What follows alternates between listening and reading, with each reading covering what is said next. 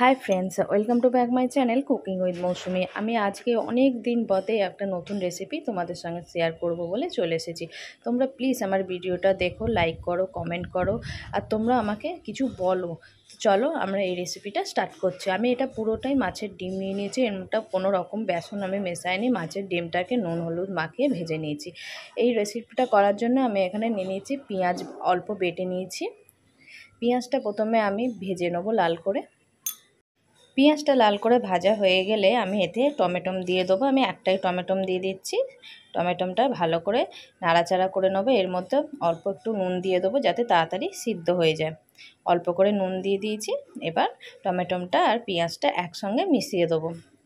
টমেটোটা যখন নরম হয়ে যাবে তারপর আমি এখানে আদা রসুনের পেস্ট দেবো। এই রেসিপিটা খেতে খুব সুন্দর হয়। তোমরা এই রেসিপিটা একবার হলো বাড়িতে ট্রাই করো। আমার টমেটোটা গলে গেছে, পেঁয়াজ আর টমেটো একদম গলে গেছে। তো এরপরে আমি এখানে দিয়ে দেবো আদা রসুন বাটা। আদা রসুন বাটা দিয়ে আমি একটু ভালো করে নাড়াচাড়া করে নেবো যাতে আদা রসুনের কাঁচা গন্ধটা না ছাড়ে। মশলাটা ভালো করে কষানো হয়ে গেলে আমি এর মধ্যে অল্প করে জল দিয়ে দেবো। এতে পরিমাণ মতন জল দেবো। আমি আর দ্বিতীয়বার কোনো রকম জল অ্যাড করবো না, অল্প করে জল দিয়ে দেবো। দিয়ে আবারও ভালো করে কষিয়ে নেবো। ভালো করে কষানো হয়ে গেলে একটু জল দিয়ে দিচ্ছি। এবারে আমি একটু ভালো করে ফুটতে দেবো। ফুটে গেলে এতে আমি অল্প করে নুন দিয়ে দেবো, কেননা এতে আগেও আমি অল্প করে নুন দিয়েছিলাম, তাই এতে আমি আরেকটু নুন দিয়ে দিয়েছি।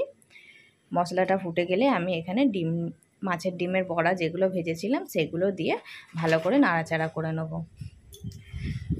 বন্ধুরা, মাছের ডিমের কষা একদম রেডি হয়ে গেছে। এই রেসিপিটা তোমাদের কীরকম লাগলো প্লিজ আমাকে কমেন্ট বক্সে কমেন্ট করে কিন্তু জানাতে ভুলো না।